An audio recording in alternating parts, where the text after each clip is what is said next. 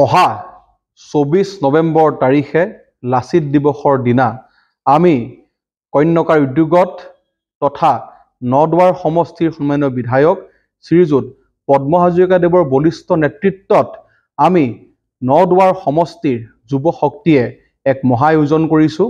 লাচিত দিৱসৰ দিনা নদৱাৰ সমষ্টিত আমাৰ সুঠাম তেজাল অসমীয়া যুৱকে হাতত 1300ৰো অধিক হেংদাং লৈ, আমাৰ গুৰখালী ভাই ককাইহঁতে হাতত খুকুৰি লৈ, আমাৰ মিচিং ভাই ককাইহঁতে হাতত লোকচা লৈ, আমাৰ বড়ো ভাই ককাইহঁতে হাতত মিট লৈ, আমাৰ আদিবাসী ভাই ককাইহঁতে হাতত ধনুকাৰ লৈ, অৰ্থাৎ আমাৰ অসমৰ বিভিন্ন জনগোষ্ঠীৰ যি জাতীয় অস্ত্ৰ আছে, আমাৰ শৌৰ্য বীৰ্যৰ প্ৰতীক। গতিকে অহা 24 নৱেম্বৰ তাৰিখে আমি সমূহ নদৱাৰবাসী ৰাইজে কন্যকাৰ উদ্যোগত অসম বুকছ অফ ৰেকৰ্ডছত এক অসম ভিত্তিক অভিলেখ গঢ়াৰ উদ্দেশ্যেৰে এক মহা আয়োজন কৰিছোঁ।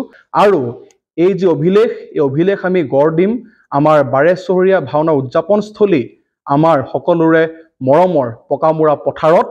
আৰু আমি নদৱাৰ সমষ্টিবাসী ৰাইজে তথা আমি যুৱ শক্তিয়ে এক প্ৰতীকী নাৱৰ ব্যৱস্থা কৰিছোঁ। যিহেতু আমি সকলোৱে জানো যে যি ধৰণে মহাবীৰ মহাযোদ্ধা লাচিত বৰফুকনৰ নেতৃত্বত বৃহত্তৰ অসমীয়া জাতি একগোট হৈ নাৱেৰে যিহেতু শৰাইঘাটৰ যুদ্ধ কৰিছিল, গতিকে আমি প্ৰায় 90 ফুট দীৰ্ঘতাৰ এক প্ৰতীকী নাও আমি তৈয়াৰ কৰি উলিয়াইছোঁ। আৰু আমাৰ লগত 200খনতকৈ অধিক ট্ৰেক্টৰত আমাৰ পৰম্পৰাগত সাজ সজ্জাত আমাৰ তেজাল সুঠাম অসমীয়া যুৱক আমাৰ লগত ওলাব।